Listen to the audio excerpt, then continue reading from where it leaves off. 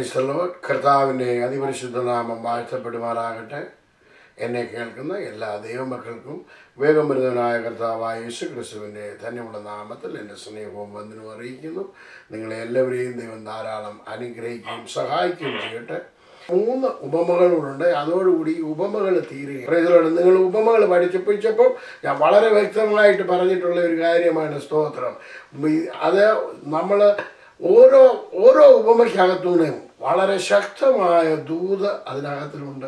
അതുകൊണ്ട് കോൺട്രഡിക്റ്റ് ചെയ്യേണ്ട. കർത്താവ് പറഞ്ഞതിനെ നിങ്ങൾ നോക്കിയാൽ മതി. കാരണം ബൈബിളിനകത്ത് എഴുതിയിരിക്കുന്നത് എൻ്റെ വായിൽ നിന്ന് പുറപ്പെട്ട വചനം അത് ആകാശവും ഭൂമിയും മാറിപ്പോയാലും മാഞ്ഞു പോകത്തില്ല.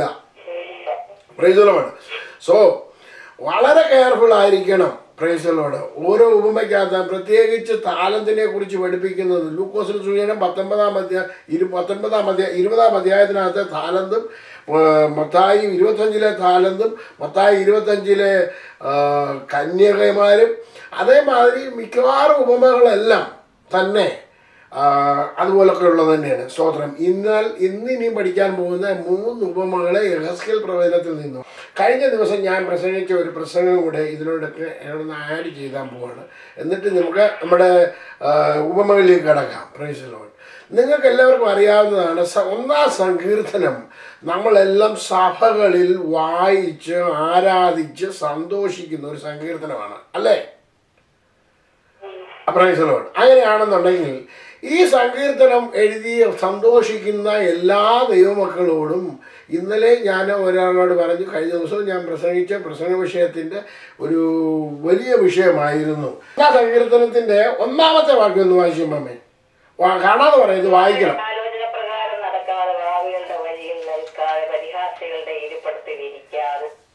അമ്മ കാണാതെ പറയുന്നതാ. കാണാതെ പറയുന്നത് എനിക്ക് ശരിയാകത്തില്ല. വായിക്കണം.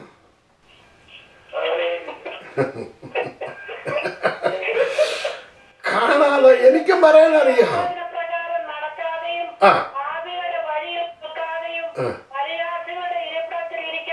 മതി മതി മതി മാമ. അപ്പൊ നിങ്ങള് ദുഷ്ടന്മാരുടെ ആലോചന പ്രകാരം നടക്കുന്നവർ ആരെങ്കിലും ഈ കൂട്ടത്തിലുണ്ടോ? ഇല്ല എന്ന് ഞാൻ വിശ്വസിക്കുന്നു. ഇല്ല. ദൈവത്തിന്റെ ആലോചന പ്രകാരം നടക്കുന്നവരല്ലേ? ഓക്കെ, ഞാനത് ഞങ്ങൾ വിശ്വസിക്കാൻ പോവാണ്.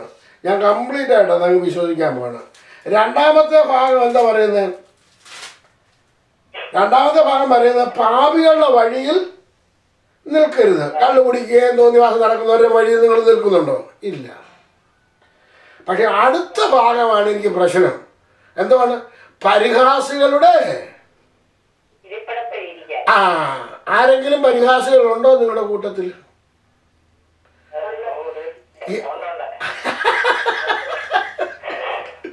എന്താണ് ഈ പരിഹാസി എന്ന് പറഞ്ഞു കഴിഞ്ഞാൽ?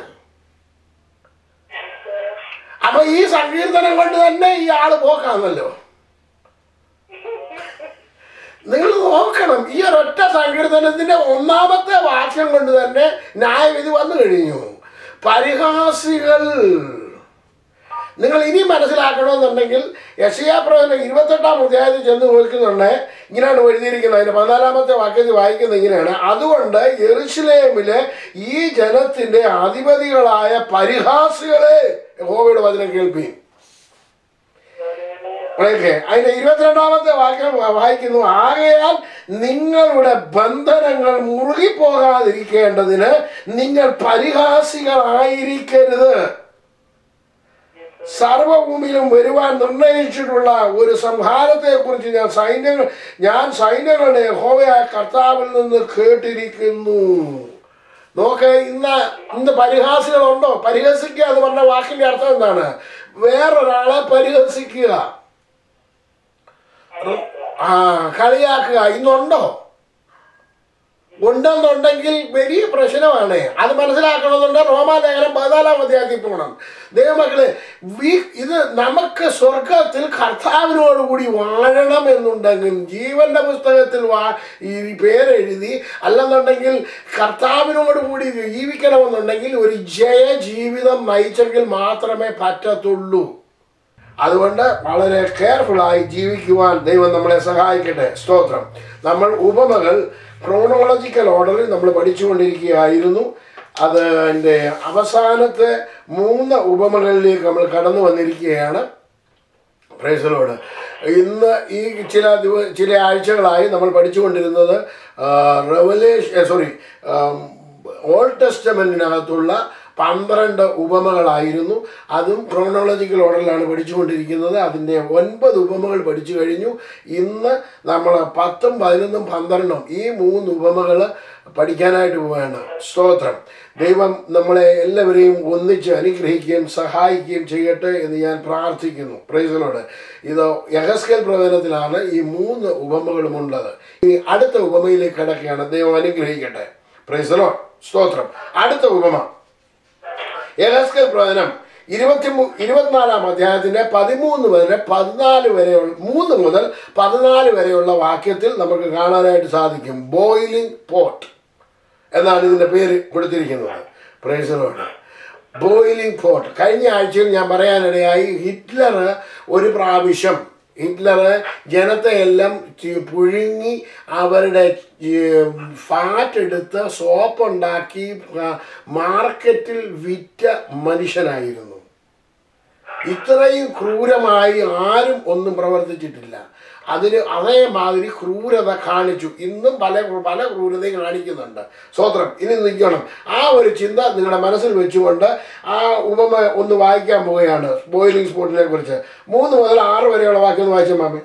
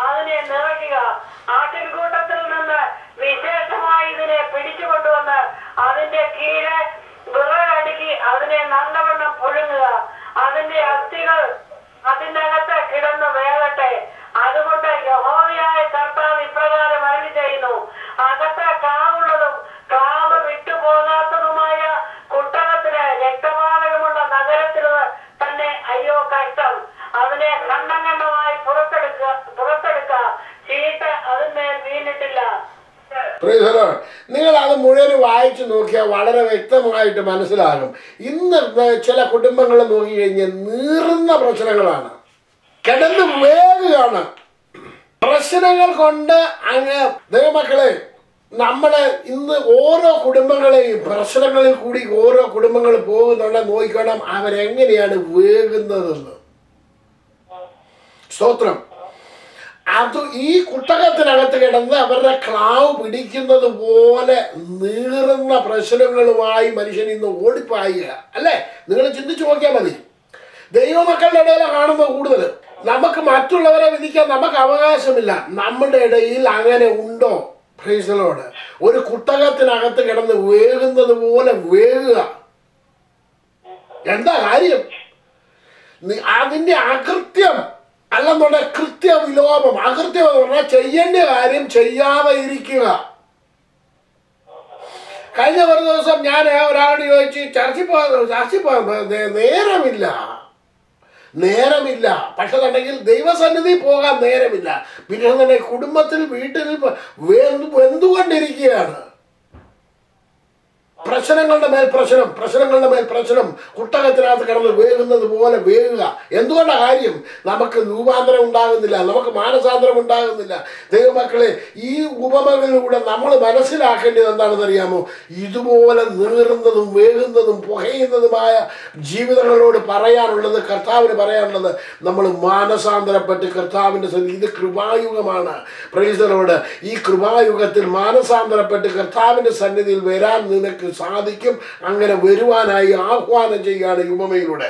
അടുത്ത 7 മുതൽ 7, 8, 9 വാക്യത്തില് അവർ ചൊരിഞ്ഞ രക്തം അവളുടെ മധ്യേ ഉണ്ട്.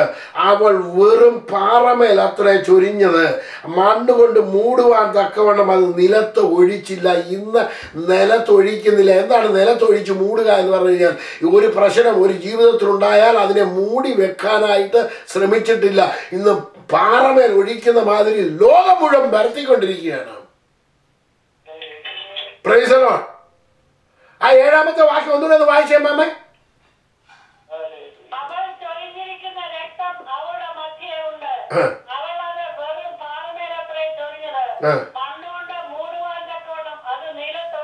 എന്താണ് മണ്ണുകൊണ്ട് മൂടുക എന്ന് പറഞ്ഞു കഴിഞ്ഞാൽ, ഒരാൾക്കൊരു പ്രശ്നമുണ്ടായാൽ അത് മൂടിക്കളയാൻ ആരെങ്കിലും ശ്രമിക്കുന്നുണ്ടോ? പാറമേൽ ഒഴിക്കുന്ന മാതിരി ഒഴിച്ച് നിരത്തി വിടുകയാണ്. Price the Lord. ദൈവമക്കളെ, അവരെ നീറാതിരിക്കുമോ, പുകയാതിരിക്കുമോ, വേഗാതിരിക്കുമോ? നിങ്ങൾ ചിന്തിച്ചു നോക്കുക.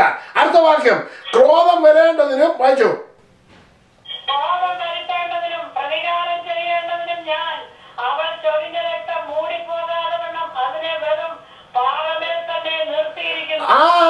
നീ ചെയ്തതിന്റെ പ്രവൃത്തി നിന്റെ നേരെ മുന്നോട്ട് വരും.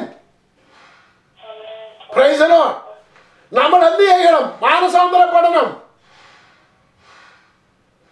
ദൈവമക്കളെ, ഇത് വളരെ സീരിയസ് ആണ്. നമുക്ക് ക്രിസ്തീയ ജീവിതം ഒരു എങ്ങനെങ്കിലും അങ്ങനെ തട്ടിമുട്ടി അങ്ങ് പോകാമെന്നൊന്നും ആരും ചിന്തിക്കേണ്ട. കർത്താവിനെ ഫോളോ ചെയ്യണം. കർത്താവിന്റെ ഇൻസ്ട്രക്ഷൻ അനുസരിച്ച് നമുക്ക് ജീവിക്കണം. അടുത്ത വാക്യം,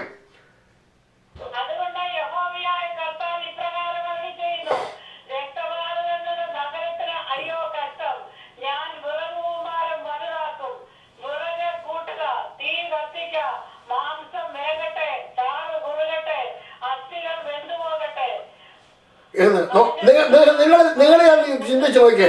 ഈ കുടുംബങ്ങളില്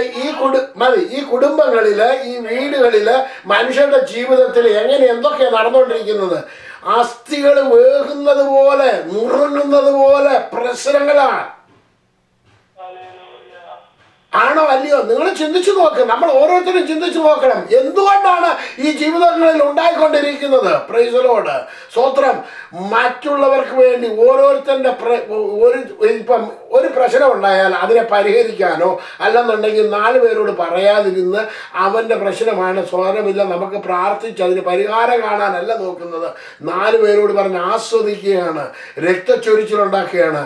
അവൻ്റെ ഹൃദയമാണ് പൊട്ടിച്ചെറിഞ്ഞു കൊടുക്കുന്നതെന്ന് ഓർത്തുകൊള്ളണം. Praise the lord. വേറൊരു വ്യക്തിയുടെ ഹൃദയമാണ് ചൊരിയുന്നത്, അവന്റെ രക്തമാണ് പൊഴിയുന്നത്.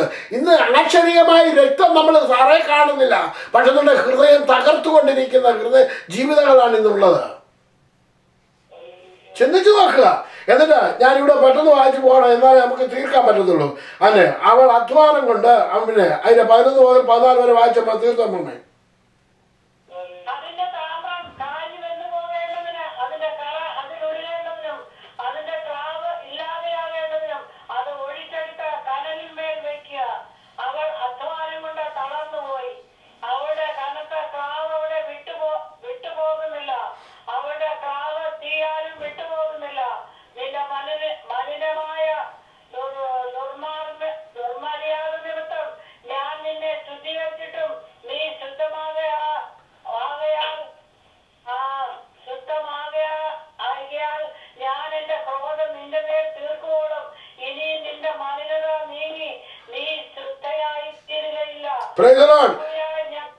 ആ 13ാമത്തെ വാക്യം നോക്കി, ഞാൻ നിന്നെ ശുദ്ധീകരിച്ചിട്ടും നീ ശുദ്ധമാകാതിരിക്കുന്നത് കൊണ്ടെന്നാണ് അതിന്റെ അർത്ഥം. ഞാൻ നിന്നെ ശുദ്ധീകരിച്ചു, പക്ഷെ നിനക്ക് ശുദ്ധമാകാൻ മനസ്സില്ല, നീ ശുദ്ധമാകുന്നില്ല. Price the Lord. യേശുവിന്റെ രക്തത്താൽ അവൻ കഴുകാൻ ആഗ്രഹിക്കുന്നു, കഴുകി, പക്ഷെ നീ വീണ്ടും അകൃത്യം ചെയ്തുകൊണ്ടിരിക്കുകയാണ്. ചെയ്യരുതാത്ത രക്തം ചൊരിഞ്ഞുകൊണ്ടിരിക്കുകയാണ്. Price the Lord. ഇനി യഹോവയായ കർത്താവ്, വായിച്ച 14ാമത്തെ വാക്യം, യഹോവയായ ഞാൻ